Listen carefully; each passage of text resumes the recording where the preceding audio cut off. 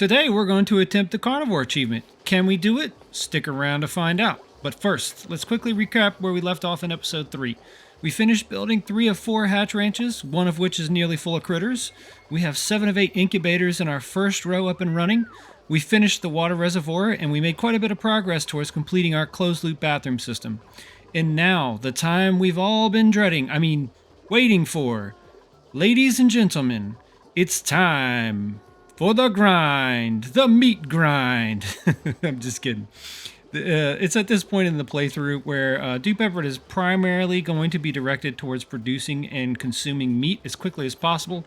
Everything else we accomplish during this period will be extra icing on a cake.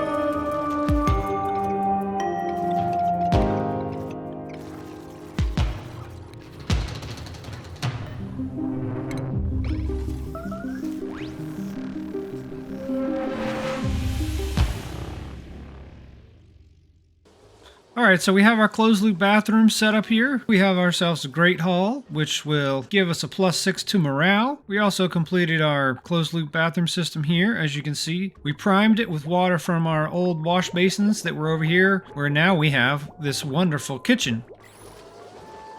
We also got our second row of incubators built, and our hatch farms are full.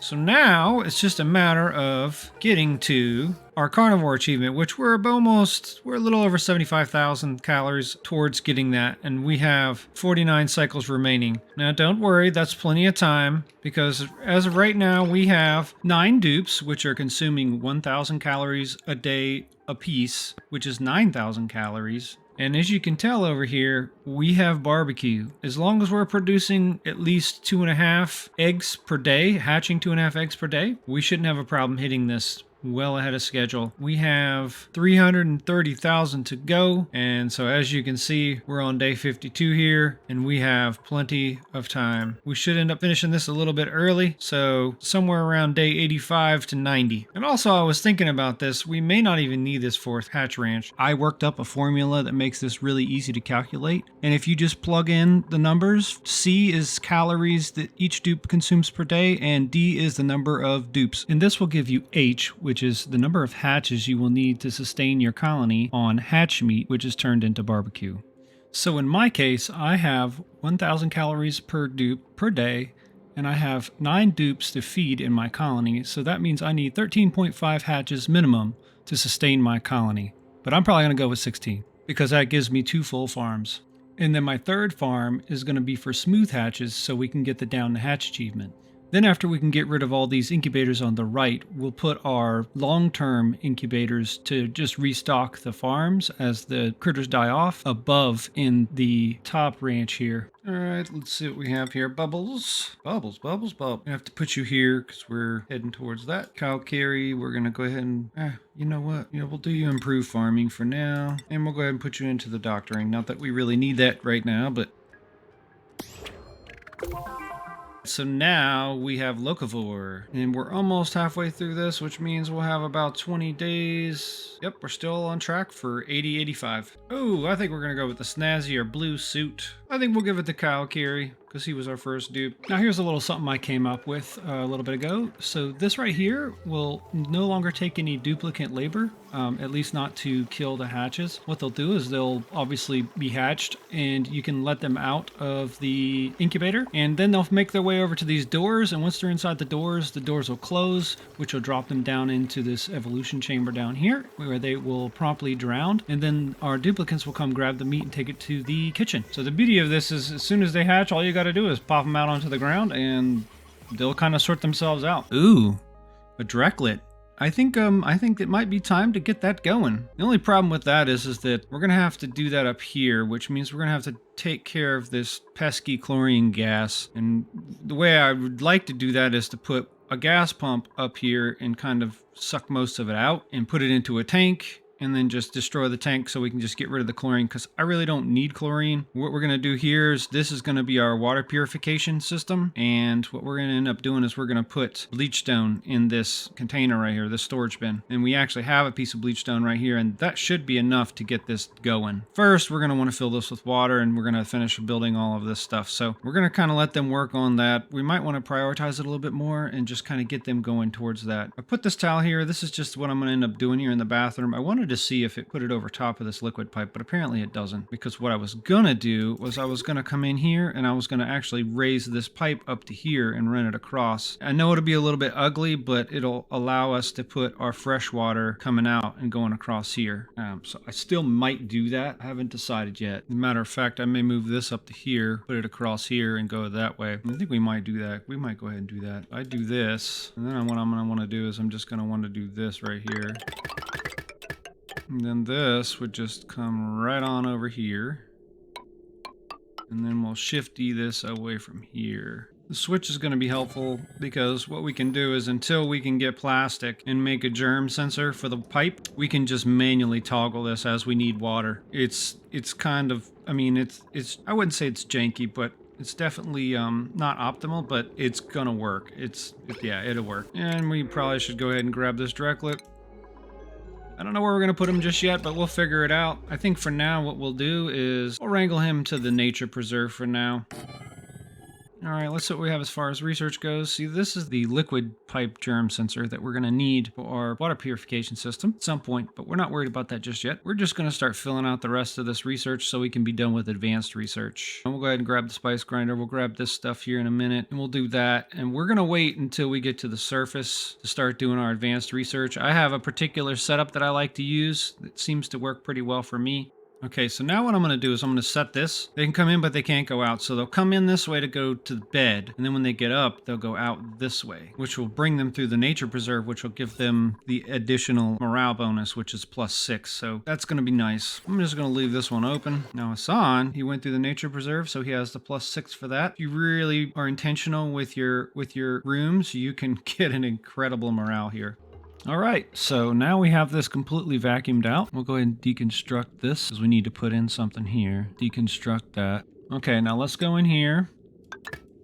And then what we're going to do is we're going to come here to the tank, and we don't want it to be all the way full because then we may have some issues with circulation. So we'll go 95% full and then 0. So what that means, we'll go to this overlay right here, is that if it's empty, it's going to send a green signal. And that's going to open this shutoff valve, which is going to allow water to come in. It's going to hit this right here. It can't go this way, so it's going to go into the tank. It's going to come out of the tank right here. It's going to hit here, and first it's going to fill this up to this shutoff valve. Now this shutoff valve is going to be closed because this is the output. So it's going to circulate back to here, through here, back into the tank, out of here, back through here. It's just going to keep doing this little track right here, and it'll keep doing that for right now until we flip this switch. And so once the tank is full to 95%, it'll send a red signal. This will shut this off. No more water will come in. It'll just circulate. And then once you turn the switch on, which will end up being a germ sensor. So if the tank is full and there's no germs in the water, it will open the valve and completely empty the tank. And once it completely empties the tank, this will turn green again, which will turn this red, and then this will be green and allow it to fill back up.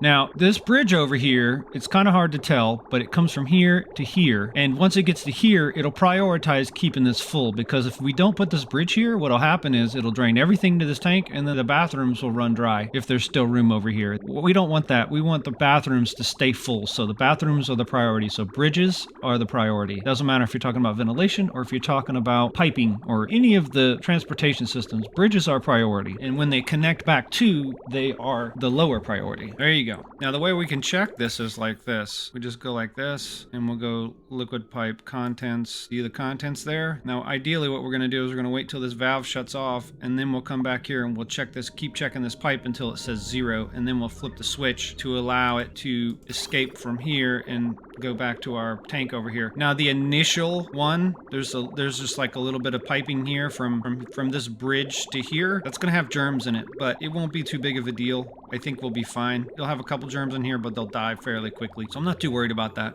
All right, we finally have a mechatronics engineer, which means we can start upgrading our farms. This is going to be our output just for the rest of our stuff, for the coal and whatnot. We're just going to drop that stuff right here for now. Editing engineer Troy here, and I just wanted to kind of clarify something. First off, the auto sweeper will keep this area clear. It'll load eggs to the left, everything else to the right. The eggs will come up here, they'll be dropped off. And what we're going to end up doing is putting a sorter here, because we're going to want to put eggs over here when there's nothing in these. So we'll put another critter sensor over here later that'll detect when there's less than 2 eggs. And when there's less than 2 eggs, we'll activate the sorter, the solid filter, and it'll send eggs over here until there's 2 in this room. Next, once these eggs hatch and they are evolved, this sweeper will put the meat up here.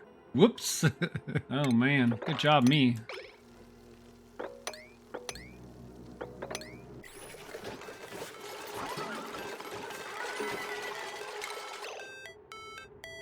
Uh-oh, I think we did it. We did it. Hooray. I told you we had plenty of time. We were right in between 85 and 90. Well, that wraps up this episode. We got the Carnivore achievement. Click up here if you want to see the next episode. Later. Never break, always fight, never quit, do it right, play the game, win it life, have no shame, there's no time, feel the pain, live the grind, I could change, in my mind, pick a lane, commit and climb, the only way to win it life. I never miss, that's fact, taking big swings, put your hand to the bat, put me in the ring, you'll go out in a bag, cause I sing what I mean and I bring it to the mad light. Ain't got time to kill, I got time to feel, I took the red pill, I know life's short so I wanna live real, but I was exposed to